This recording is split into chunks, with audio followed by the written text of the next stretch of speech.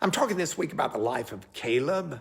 Now, 6 times in the Bible, God, or Joshua, described Caleb the same way. It says he, quote, wholly followed the Lord, close quote. Not partially, not mostly, not when it was convenient, but wholly, completely, fully, without reservation.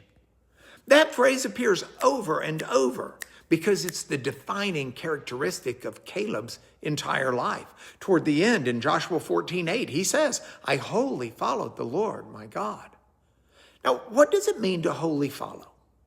It means no divided loyalty, no backup plan, no hedging your bets, no partial obedience, no compartmentalized faith where God gets Sundays but not Mondays, or Shabbat but no other day of the week.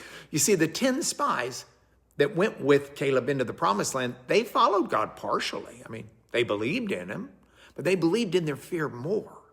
They could obey when it was easy, but they balked when it was hard. Caleb, he wholly followed.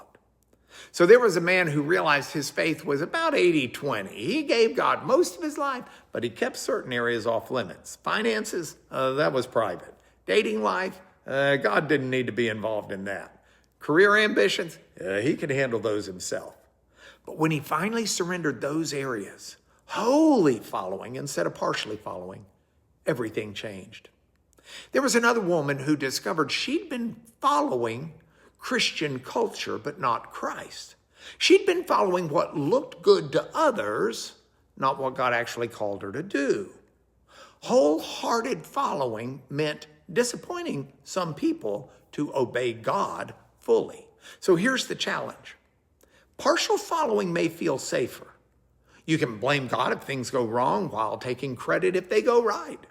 But Caleb shows us there's no power in partial obedience. The blessing, the strength, the fulfilled promises, those come to people who wholly follow. So today, what areas are you holding back? Where are you 80%, but not 100% obedient? Caleb's life proves wholly following God is worth it because God doesn't really bless the good intentions or the partial obedience. He blesses those who wholly follow. Think about it.